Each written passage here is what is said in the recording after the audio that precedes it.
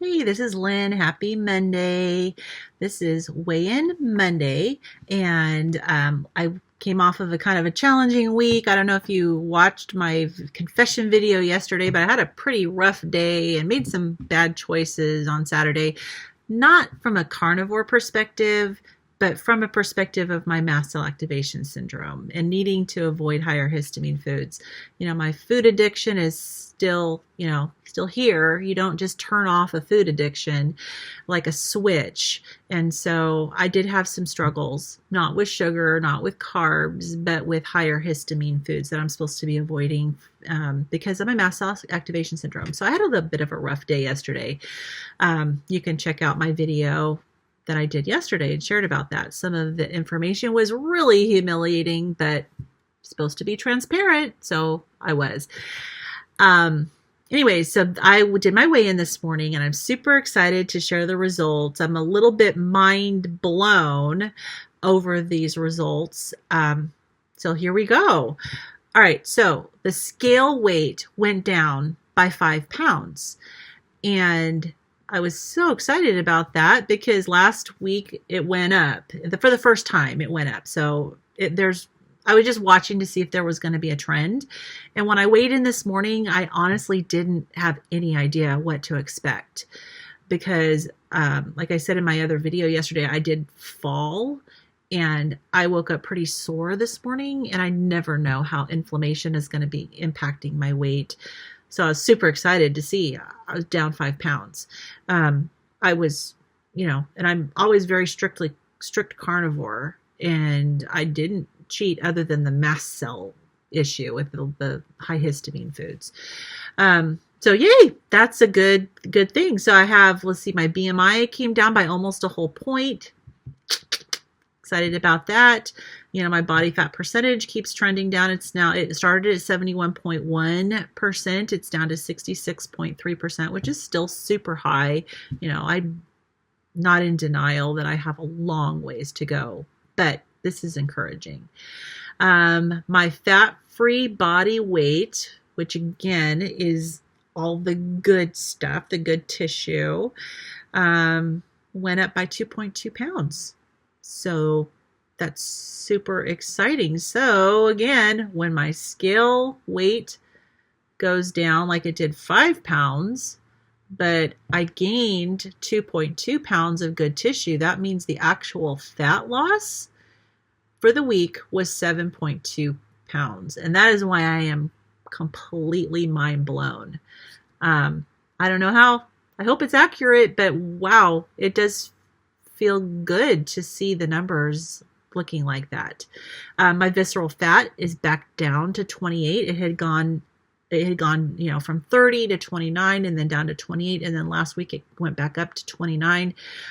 I could tell, to be honest, that it was going to be back down to 28 this week because I could just feel internally, even though I did have pain, like joint pain and everything, and pain in my lower body from falling, I could tell that I had more of an empty feeling inside, like there was less pressure on my organs. And it's weird to just try to describe how that feels, but I just felt, I guess, a little more empty on the inside.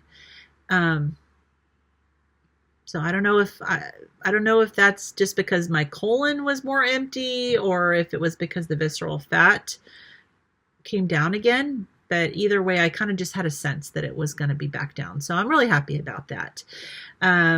Let's see, my muscle mass gained 2 pounds of muscle this week. So I'm very happy about that. I broke that threshold of 100 pounds. So I'm now at 101 pounds of muscle. My bone mass stayed the same. It's been kind of very gradually increasing. It stays the same, and then that it usually jumps up maybe 0.2. So I'm just glad. I'm happy to see my bone mass improving. I mean, protein is a building block of bone and muscle. So it makes sense that I'm eating all this protein and I'm seeing muscle and bone increase in my body. My protein percentage increased from 5. It had been steady at 5. It's up to 5.2, and that does make sense. It's a percentage. So as I lose weight, as I lose fat, obviously the percentages of the other tissues are going to increase. So that's not saying that the actual mass increase. It could just be that something else, the fat decreased enough to make that percentage increase. Hopefully that makes sense. A basic metabolic rate increased. So that's good. But that darn metabolic age, what is it going to take for me to have my metabolic age start to trend down? It's still 62. I don't like it being 7 years older than my actual age. And it's driving me crazy. Like, how much weight do I have to lose before that number starts to decrease? I'm going to have a party when that number starts to go down. Honestly, that's of all the numbers on this body composition scale, I think that's the only one that has not budged. So I mean, it's been 10 weeks. It took me 55 years to be where I am now. So I have to keep telling myself that it's not going to change in 10 weeks, but I sure want it to. Anyways, those are my results for this week. I am super excited. I'm going to keep doing what I'm doing. One thing that I did different this past week was I reintroduced buttered coffee. I had taken a break from buttered coffee, and that possibly may be why I had a little bit of a stall. But I did reintroduce buttered coffee in the morning. It's not bulletproof coffee because technically bulletproof coffee includes oil, a healthy oil. Lots of times it's MCT oil. So I'm not doing the technical bulletproof coffee. I use the bulletproof brand of coffee because it has a claim of being free of mold, that they do good quality testing on it, and they do good sourcing and storage of their coffee to make sure that it is mold free. And because I've had a mold problem with my body clearing out mold properly, I'm very careful with what I eat when it comes to mold. So it's just the bulletproof brand coffee, and I have about a tablespoon of butter. I do put some monk fruit drops in it and that's a 0 calorie, zero everything across the board, 0 glycemic index sweetener.